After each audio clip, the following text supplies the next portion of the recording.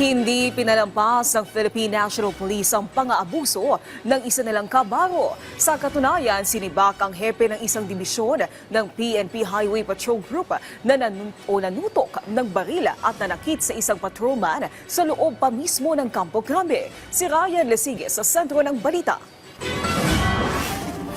Nakalod nga yung lalaki. Nakalod. Nang dahil sa agawan sa parking, nanganganib na masibak sa serbisyo ang hepe ng Investigation Management Division ng PNP Highway Patrol Group.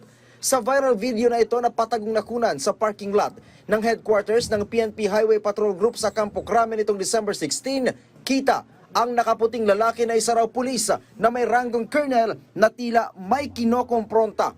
Maya-maya pa, lumitaw na rin sa video ang isa pang lalaking nakasuot naman ng sports jersey na inaasunto daw nito. Inakbayan ng police colonel patungo sa isang bahagi ng parking lot ang lalaking napag-alamang isa ring pulis na may ranggo namang patrolman. Okay, sumihawak siya ng baril.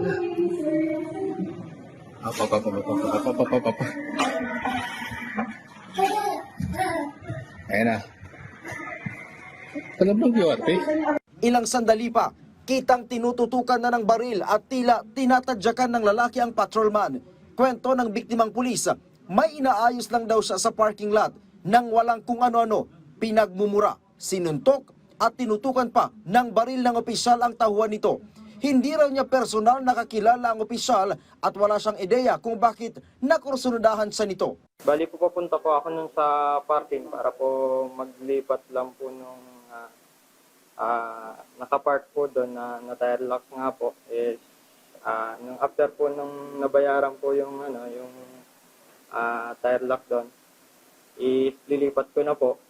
And then may isang sasakyan po na papalabas na biglang binaba yung bintana, din nag-load ng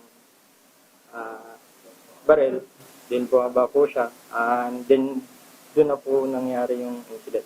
Sa mga larawan nakuha sa medico legal, kita ang sugat na tinamo ng patrolman mula sa pananakit. Si PNP HPG Director Police Brigadier General Hansel Marantan, tiniyak na walang sasantuhin sa gagawing investigasyon. Assuming na nakarang ka, that's not enough na magaling ka na you do those great threats and all that. Ang sabi niya, hindi niya masabi kanina. Ang sabi daw sa kanya, papatayin siya. Maraming kwento papatayin, wala kayong respeto sa akin. Bagamat itinatanggi ng sospek, maaari daw na nakainom ito ng alak, lalo pat nangyari ito nung araw ng Christmas party sa Campo Crame. I think hindi nagkulang ang command group about telling us what to do and what not to do. They are old enough na we will have to look after them. We are here to remind them that in the case that they will violate it, it's up for them, their choice. At wag nila akong tatakot-takotin dito kung sino man sila. We will implement it. Bukod sa kasong administratibo, maaring maharap din sa kasong kriminal ang suspect na pulis, gaya na lamang ng slight physical injury. Sa ngayon, nirelieve na sa pwesto ang suspect. Ryan Lesiges, para sa Pambansang TV sa Bagong Pilipinas.